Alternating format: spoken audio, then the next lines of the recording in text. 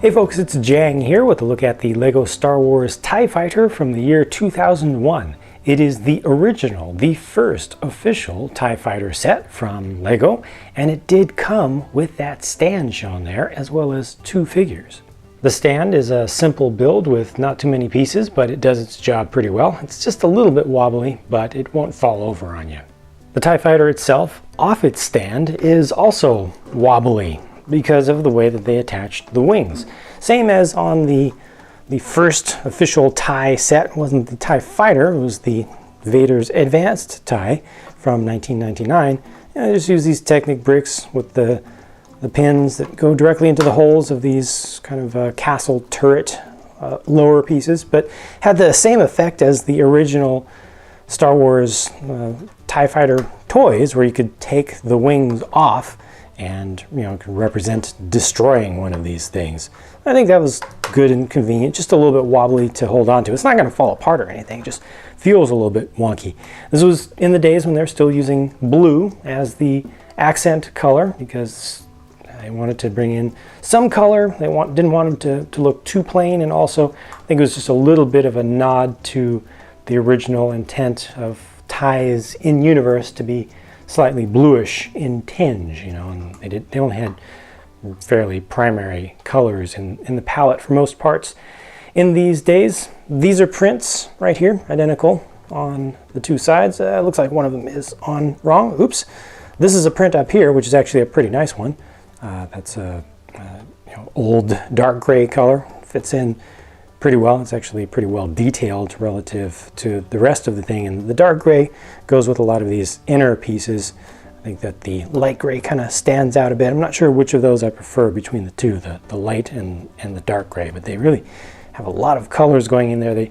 They're really going for more of the good look from a distance, you know. So the closer you get and the more you look at the individual colors, the more strange it may appear, but the farther you get away from it and just seeing this thing on display up on a shelf or hanging from a ceiling or something, I think it looks a lot better. Obviously printed canopy here as well, and the whole thing just hinges up. That's very nice. Gives you great access to put a figure in there. The figure would be attached with just two studs. It also would partially sit on that grill. And this is actually how they intend for this console piece to be attached. I think they're just trying to show you some detail from this side. You're not really intended to move it back towards the pilot figure, because the pilot figure itself, there he is. See, he's going to be in the way, so if you turn this around, there'd be no way to angle it towards him. So that just gives you a little extra detail on the front there, and it's a pretty good look. It's kind of tough to see him in there behind the tinted color, but you know, it gives plenty of space and plenty of access. Finishing a look at the exterior, there's also some detailing of the back of the main fuselage section, which is fairly nice. I'm not sure about the choice of tan there. A couple of tan bricks that are visible. I think I would have just left those in gray. They did get the two little hot spots with the red approximated by a couple of transparent red studs, just regular vertical mounting. Little disc in the middle, it's trans dark blue. And that's about it for this one. You know, it's not too many pieces for its size, but I like the size, I like the proportions. It works really well with the figure in there, and I appreciate the inclusion of the stand. And here's a look at old school TIE Fighter pilot and old school Stormtrooper. And there's a very strange wear pattern or misprint with that Stormtrooper. I'm going to call him Mustachio Trooper, because it just doesn't have the little connection for the mouth in the center. It makes it look like he has a funky mustache on there. I'm going to keep this probably forever. It is awesome. The set does not look like it was well worn. It mostly looks like it was built and then displayed its entire life. I don't see much other wear on the figures. I mean, it's a little bit there in the center, but it just doesn't look quite normal to me, like it's from play. These don't look like they're played with, so I don't know how that ended up happening. There was print on the back of the original Stormtrooper, but not on the back of the pilot, and these did not have faces because they did not need faces, because you never saw the faces of these guys. So just a yellow one here. Interestingly, they went with a brown one for the pilot, which is not intended to represent race as far as I know. It's just intended to represent, you know, the balaclava that would be worn underneath, you know, just the different color of clothing worn beneath, just to have that look from behind, so you wouldn't have that bright yellow, you know, sticking up that would be super obvious. Also, looks like the TIE fighter pilot likes to be on his toes for some reason.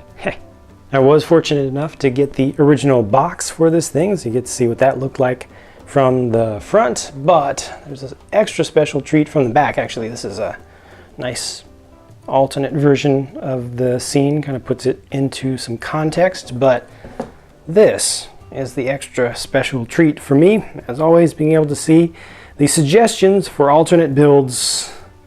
I don't show you instructions for these, it's all just intended to give you inspiration. I like both of these.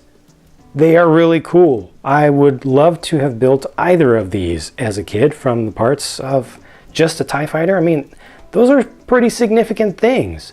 And you know, I would have enjoyed flying either of these around and customizing them some more. It just shows you what all you could do with the small number of parts included with this set. That's really great. That really gives you just a ton of extra value, being able to build so much from what's really so little. You know, just the number, the sheer volume of original pieces used to make this decent sized TIE fighter.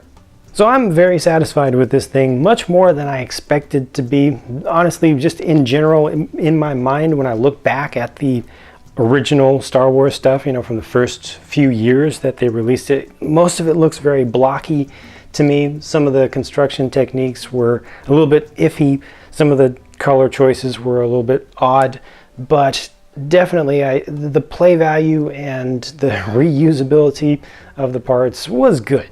And I think that they did a good job on these.